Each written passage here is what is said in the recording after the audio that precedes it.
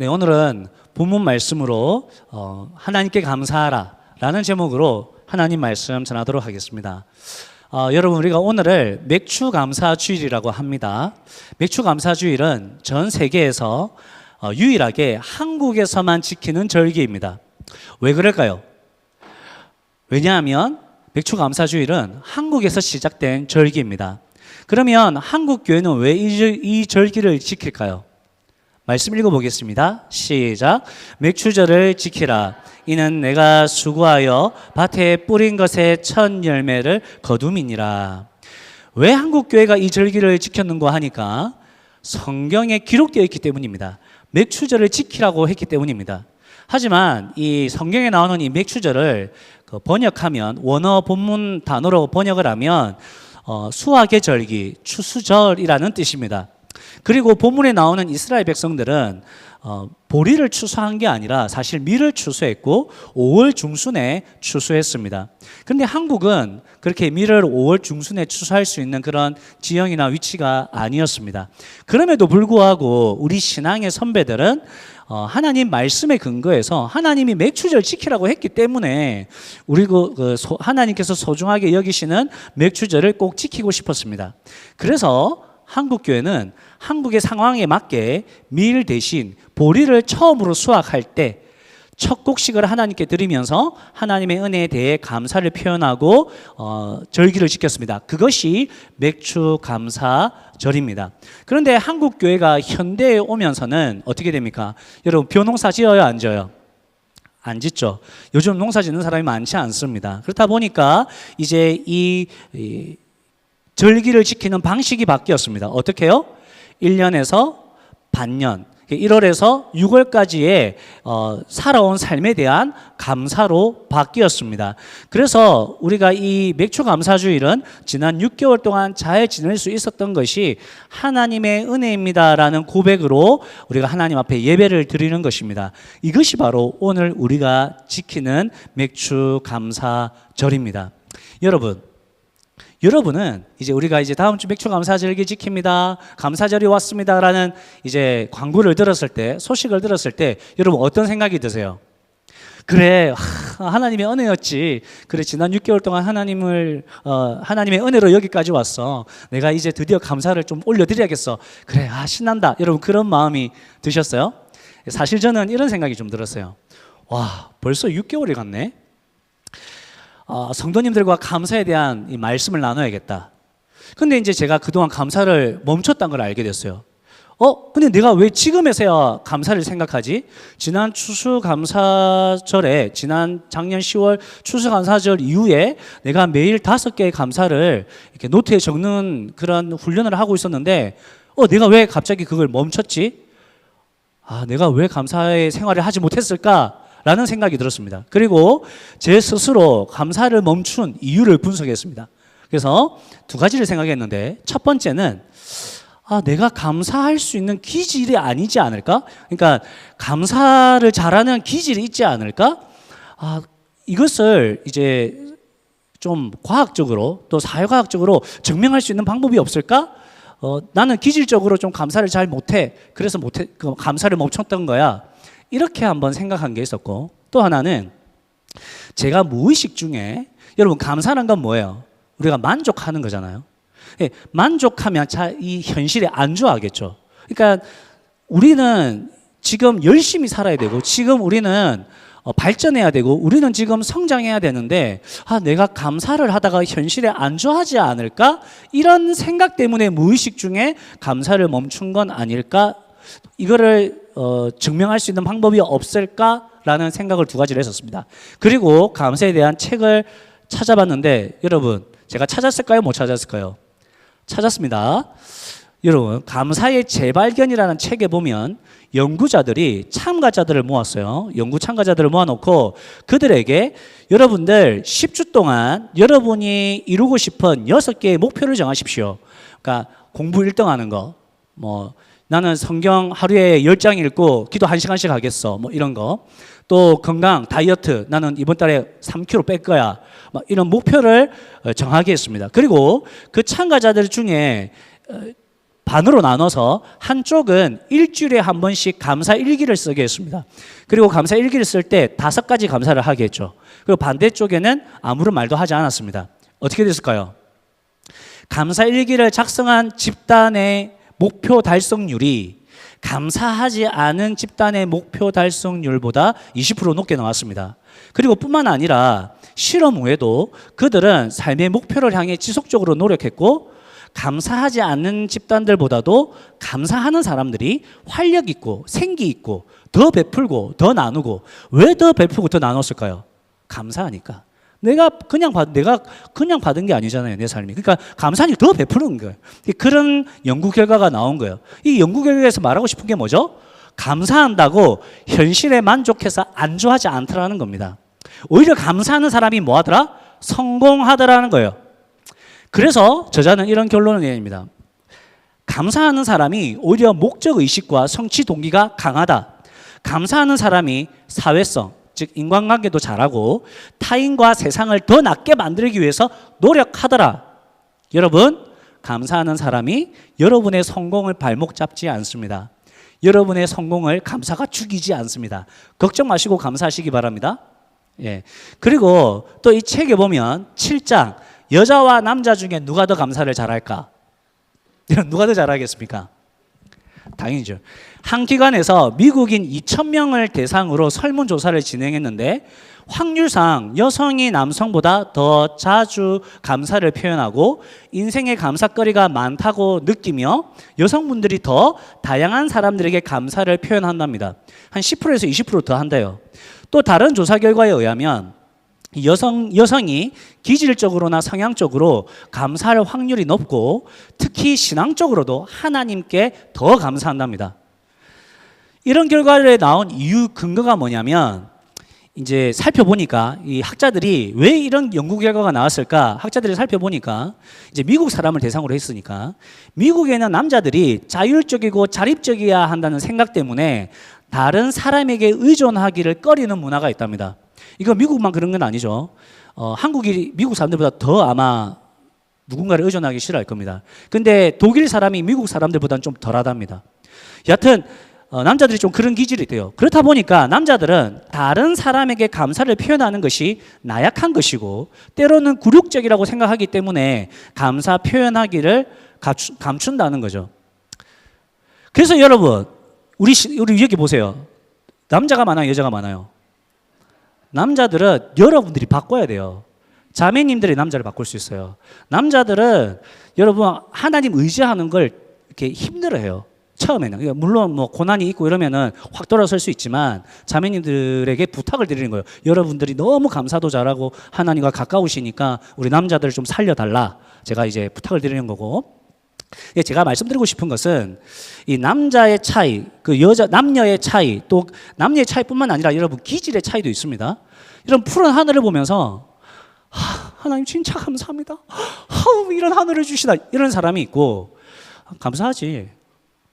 감사해, 나도 자연 감사해, 이러는 사람이 있어요. 기질적으로 감사하는 게 쉬운 사람이 있고 덜 쉬운 사람이 있어요. 맞아요, 그건. 자, 그런데 제가 지금 말씀드리고 싶은 게 뭡니까?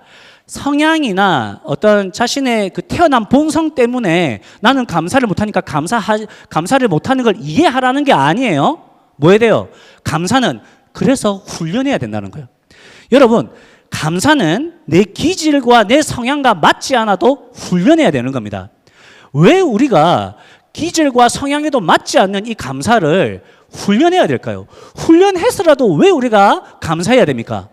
감사하면 문제가 해결되고, 감사하면 성공하고, 감사하면 돈방석에 앉아서 그렇습니까? 그렇지 않습니다. 여러분, 감사한다고 잘 산다, 성공한다, 제가 그 말씀 드리는 거 아니에요. 연구조사 결과에 의하면 감사한다고 뭐 더 잘 살아진다, 이건 아니에요. 근데 하나가 달라져요. 뭐가 달라질까요? 마음에서 부정적인 마음이 죽어지고 긍정적인 마음이 올라간대요. 그 긍정적인 마음을 우리식으로 바꾸면 뭐예요? 믿음의 마음, 하나님을 바라보는 마음이 올라가는 거예요. 그러면 여러분 생각해 보세요. 우리 안에 부정적인 마음이 죽고 긍정적인 마음이 올라와. 이 말이 뭐예요? 우리 안에 스트레스가 줄어드는 거예요. 똑같이 스트레스 받는 상황이지만 긍정적인 마음이 올라가면 스트레스 상황에서 우리가 스트레스가 줄어들고, 그럼 여러분 스트레스가 줄어들면 어떻게 돼요? 살맛이 나요. 살맛이 나니까 삶에 의욕이 생기고, 의욕이 생기니까 목표를 설정하고, 목표를 설정하니까 열정이 생기고, 열정이 생기니까 힘차게 살아가는 거예요. 여러분, 그래서 이런 말이 있어요. 여러분, 우리가 왜 우리의 성향과 맞지 않는 이 감사를 훈련해야 되느냐? 첫 번째, 어떤 아름다운 것도 거기서 감사를 제거하면 절름발이가 되기 때문입니다. 감사가 없으면 아무리 완전해 보여도 완전한 것이 아니고, 감사가 없으면 아무리 아름다워 보여도 아름다운 게 아니에요. 여러분 생각해 보세요. 우리가 볼 때는 저 사람 참 잘 살아. 여러분, 우리가 감사가 없는 이유 중에 하나가 비교해서 그런 거예요. 비교하면 안 돼요, 여러분. 저 사람은 1,000,000불짜리 집에서 살고, 가족끼리 너무 행복하겠다. 여러분, 우리가 볼 때는 그래도 그들끼리는 어떻게 사는지 몰라요. 겉보기에는 우리한테는 저기도 행복한 것처럼 하지만, 가족끼리 돈 때문에 싸우고, 원망하고, 불신하고, 겉으로는 아름다워 보일지라도 가족 안에서 감사가 없으면 그 아름다운 가정 아니라는 거예요. 가족 안에서 감사가 없으면 완전한 행복이 아니라는 거예요. 감사가 없는데 경제적으로 풍요롭다고 해서 그게 어떻게 아름다움이라고 할 수가 있겠냐 말입니다. 그래서 우리는 감사해야 돼요. 또 이거는 같이 읽어보겠습니다. 이거는 우리 교회 철학하고 똑같은 말입니다. 읽겠습니다. 그래서 제가 이거 우리 교회 표 가지고 온 거예요. 읽겠습니다. 시작. 세상에서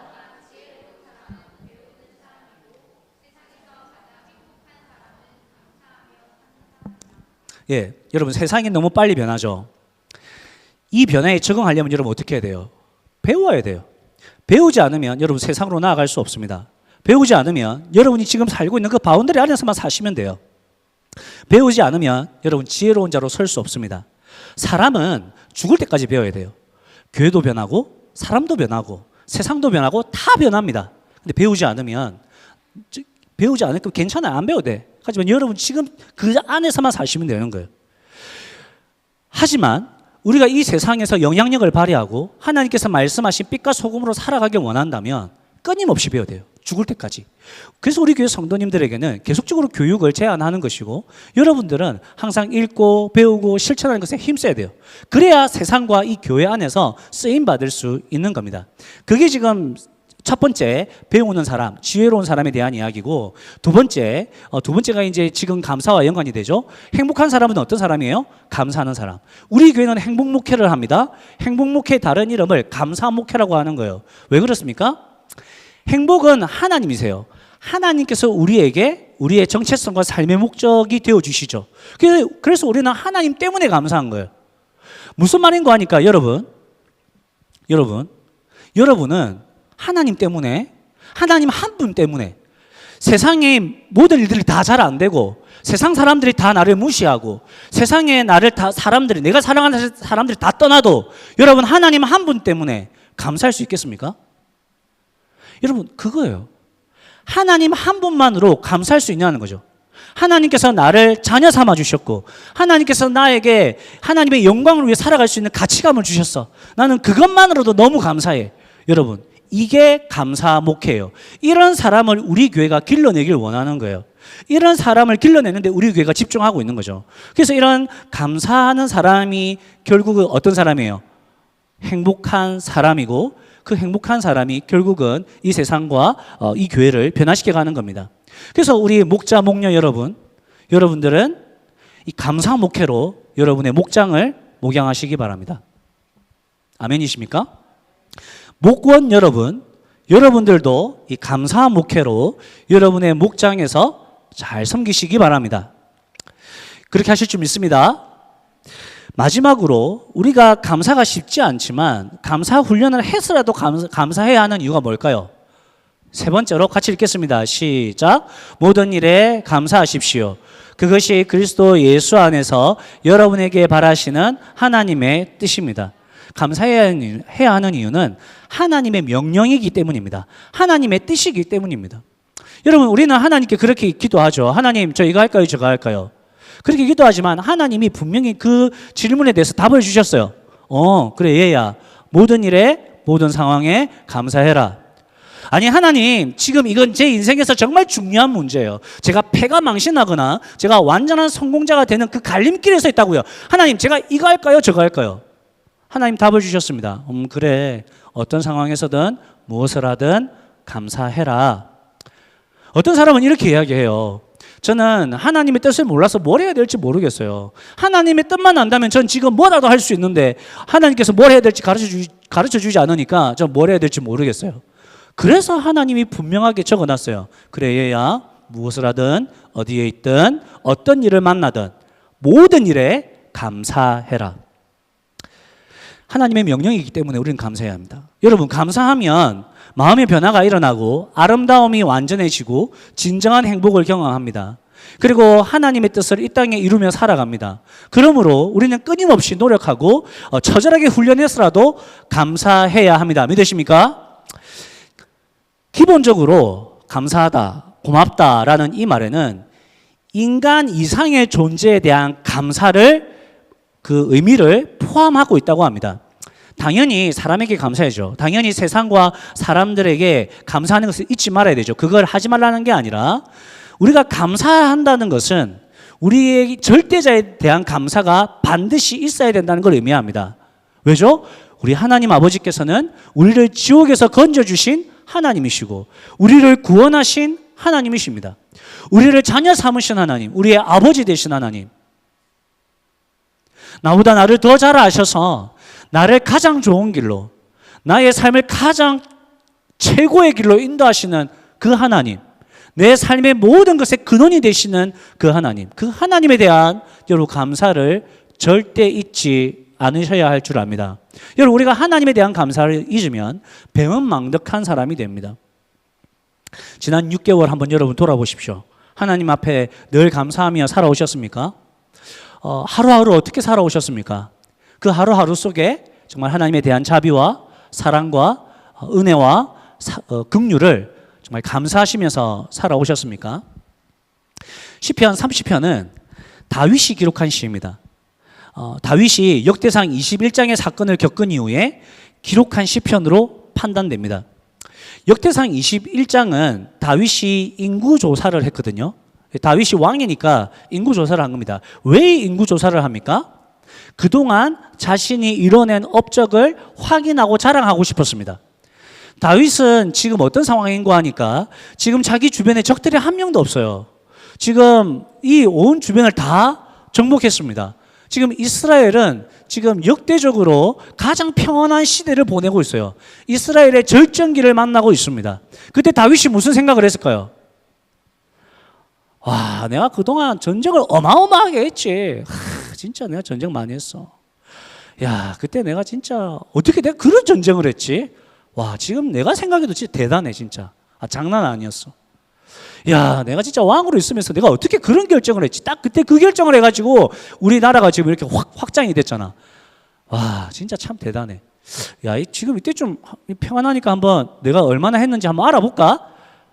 그 마음으로 다윗이 인구조사를 시작한 거예요. 자신의 업적을 확인하고 자랑하고 싶었던 거죠. 그런 다윗에게 하나님께서 진노하십니다. 다윗아, 너 내 영광을 가로챘어. 다윗아, 네가 지금 배은망덕한 길로 가고 있는 거야. 다윗아, 그거 네 업적 아니야. 왜 네가 능력으로 행했다고 그렇게 이야기를 하니? 너 교만하지 마. 그 교만이야, 너. 너의 죄악을 내가 눈뜨고 볼 수가 없겠다. 너 지금 이대로 가면 너 지금 완전히 망하게 생겼어. 내가 널 혼을 좀 내야겠어. 그래서 하나님이 다윗을 좀 혼내십니다. 그래서 세 가지 중에 하나를 선택하라고 해요. 7년 가뭄, 3개월 도망 다니는 신세, 3일 동안 전염병. 여러분 같으면 뭐 선택하겠어요? 다윗이 하나 선택해야 되거든요. 그러니까 다윗이 생각할 때 이 7년은 가뭄은 아무리 그 고난의 정도가 좀 적다 하지만 너무 긴 거야. 그리고 자기가 3개월 도망은 이미 이전에 2번이나 도망자 신세가 되어봤어요. 피를 말렸습니다. 죽을 뻔했습니다. 그러니까 다윗이 죽어도 그건 또 다시 못 하겠는 거예요.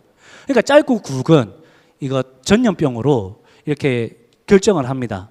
여러분, 어떤 일이 일어나요? 그때 그 3일 전염병으로 그 이스라엘 백성들 7만 명이 죽습니다. 그러니까 여기서 뭘 기억해야 되냐면, 야, 이래서 지도자가 중요한 거구나.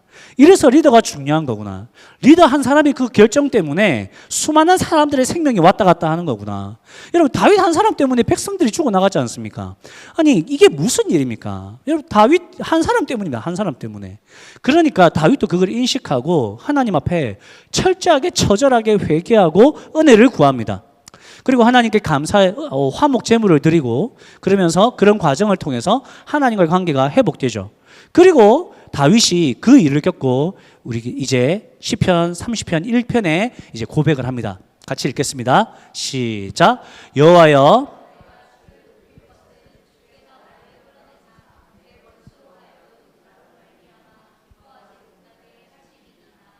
그게 무슨 말이에요? 하나님이 지금 다윗을 끌어냈다는 것은 깊은 웅덩이에서 끌어냈다는 거예요. 그리고 원수가 있었어요. 근데 원수에게서부터 이제 원수가 자기를 비웃지 못하게 했대요. 왜 그러냐면 역대상 21장에 우리 아까 제가 이야기한 스토리에서 사실은 뭐가 하나 빠졌어요. 다윗의 이 교만한 마음을 부추긴 자가 있었어. 누굴까요? 사탄이 있다고 그랬어요. 물론 다윗이 자신의 마음 안에 죄악된 본성에 의해서 자신을 드러내고 싶고 좀 교만한 마음이 있었지만 그 마음 플러스 사탄이 다윗을 부추겼어요. 야, 이때 좀 한번 해봐야지, 너 임마. 너 지금 잘했잖아, 이때까지 한번 보여줘. 이렇게 부추긴 거예요. 그러니까 다윗이 시간이 지나고 난 다음에 알게 된 거죠. 아, 자기가 죄를 짓고 다 하고 난 다음에 돌아서서 생각해 보니까 물론 자기의 죄성 플러스 사단의 유혹에 내가 넘어갔구나. 만약에 내가 여기서 하나님의 그 증노하심으로 내가 돌이키지 않았다면 사단이 나를 보고 비웃고 있겠구나. 사단의 종로를 타고 있는 나를 보면서 사단이 교만해가지고 지가 잘났다고 막 인구조사나 하고 있는 저놈 이러면서 사단이 비웃고 있겠구나. 이걸 알게 된 거죠. 그리고 자신이 그렇게 교만한 죄에 빠져 있는 그 깊은 웅덩이에서 헤어나오지 못하면서 막 자기는 엄청 잘난 것처럼 자랑하고 있겠구나. 이걸 다윗이 기억하고 그 사건이 끝난 이후에 하나님이 나를 깊은 웅덩이에서 건져주시고 사탄 원수가 나 때문에 하나님 보세요, 저 다윗 하나님의 자녀라면서 저 등신 저거 이렇게 비웃음거리가 되지 않게 해주셔서 너무나 감사합니다. 그래서 하나님을 찬양합니다라고 하나님께 감사 찬양을 올리고 있는 것입니다. 그리고 이어서 다윗이 그렇게 하나님으로부터 구원을 받는 그 계기가 어떤 거라고 합니까? 다윗이 부르짖고 울부짖어 기도할 때 하나님께서 다윗의 기도를 들으시고 다윗을 회복시켜 주셨다고 말하고 있죠. 여러분, 이것은 어떤 거예요? 우리에게 또 다른 하나의 감사를 알려줍니다. 그게 뭐죠? 기도할 수 있다는 거. 여러분 우리가 볼 때는 내가 사람 좀 미워할 수 있지 하지만 하나님은 그 살인죄라 그랬어요. 하나님 보시기에 살인죄면 여러분 그 죄의 대가 치러야지. 그러면 하나님이 우리에게 죄를 대가를 치르게 하려면 지금도 우리는 감옥에 있어야 돼요. 영적인 감옥에 있어야 되고 죄와 진노에 억눌려 있어야 돼. 근데 안 그렇잖아요. 우리가 하나님 회개하면 하나님이 회복시켜 주잖아요. 하나님이 평안 주시잖아요. 자유함 주시잖아요. 이게 얼마나 감사해요, 여러분. 죄 지은 만큼 죄값 안 받아요, 우리는. 여러분 절대 오해하시면 안 됩니다. 우리는 죄 지은 만큼 죄값을 받은 적이 없어요. 하나님이 우리의 기도에 응답해 주시고 용서해 주시고 고쳐 주시고, 여러분 기도하고 기도 응답이 우리가 감사할 수밖에 없는 또 하나의 감사 제목인 것을 여러분 믿으시기 바랍니다. 그래서 다윗이 어떻게 그래요? 내가 이제 울부짖었더니 기도했더니 하나님 정말 마음으로 통했더니 하나님이 어떻게 해요? 하나님이 다윗을 지옥 같은 곳에서 끌어내 주셨고 죽음 가운데서 살려주셨다. 그래서 내가 뭐예요? 내가 하나님을 찬양할 수밖에 없다. 내가 감사할 수밖에 없다. 성도들아, 다 같이 찬양하자. 다 같이 하나님께 감사하자. 그 5절에는 뭐라 그래요? 5절에는 하나님의 진노는 잠깐이야. 성도님 여러분, 하나님의 진노는 잠깐입니다. 물론 우리가 느낄 때는 길죠. 와, 장난 아니다 진짜. 하나님 많이 삐졌나 보다. 막 이렇게 할 수 있죠. 하지만 우리가 지나고 나면 알게 되는 거죠. 하나님의 진노는 잠깐이었구나. 하지만 하나님의 은혜는 평생이로다. 내가 지금 울면서 시간을 보내고 있지만 반드시 새벽이 온다. 반드시 기쁨이 온다. 여러분, 우리 하나님이 그런 하나님입니다 하고 다윗이 고백하는 거죠. 그뿐만이 아니죠. 11절에는 뭐라 그래요? 여러분, 우리 하나님은 우리의 통곡이 변하여 춤이 되게 하시고 우리의 슬픔에 상복을 베끼시고 축제요, 막 기쁨의 옷으로 갈아입히시는 분이십니다. 여러분, 그러니 어떻게 우리가 잠잠할 수 있겠습니까? 여러분, 어떻게 우리가 가만히 있을 수 있겠습니까? 어떻게 우리가 찬양하지 않을 수 있겠습니까? 결단합시다. 우리 영원히 하나님을 찬양합시다. 우리 영원히 하나님께 감사합시다. 그 결단을 말하는 것이죠. 여러분, 다윗의 감사는 분명합니다. 하나님께서 다윗을 사탄의 손에서 끄집어내 주셨어요.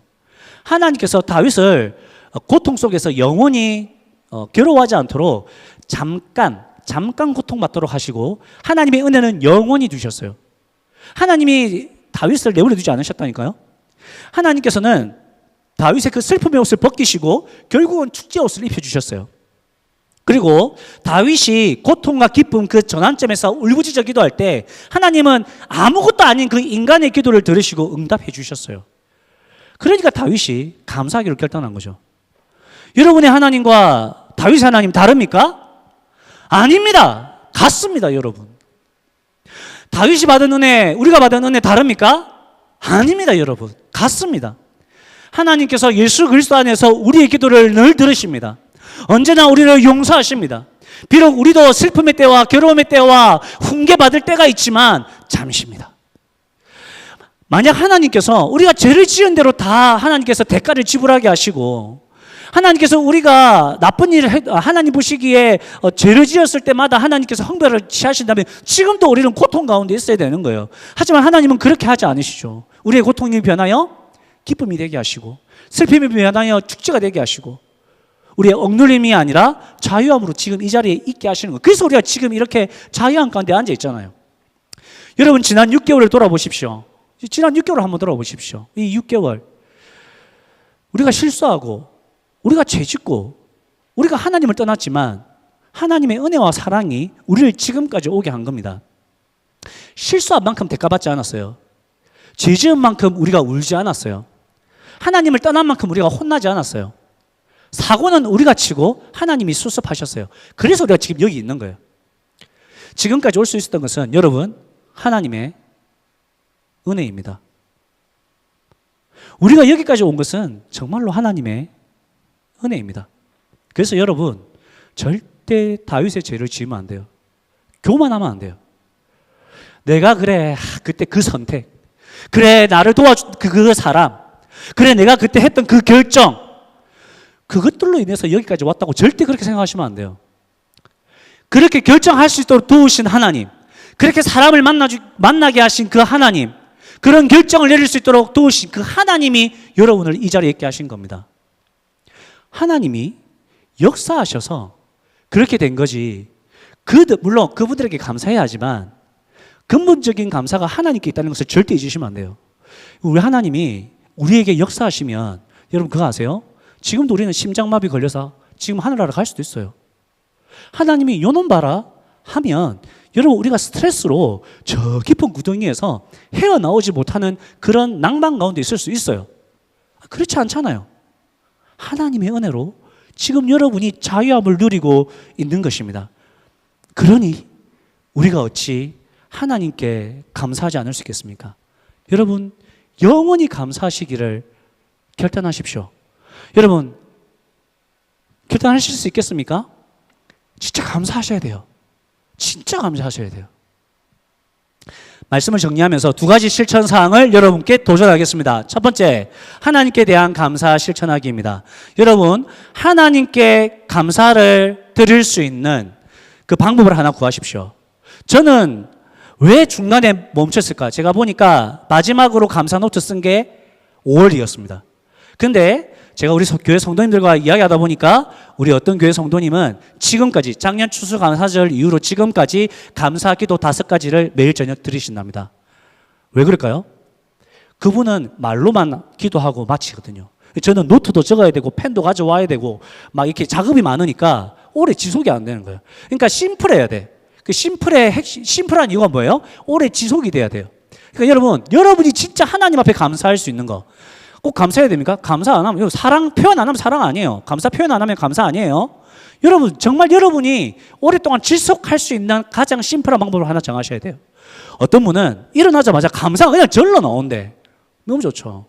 나도 그랬으면 좋겠어. 일어나서 감사합니다 하나님. 눈을 뜨고 이 새로운 하루 선물로 주시니 너무나 감사합니다. 아침에 일어났는데 자다 일어난 내 모습을 봐.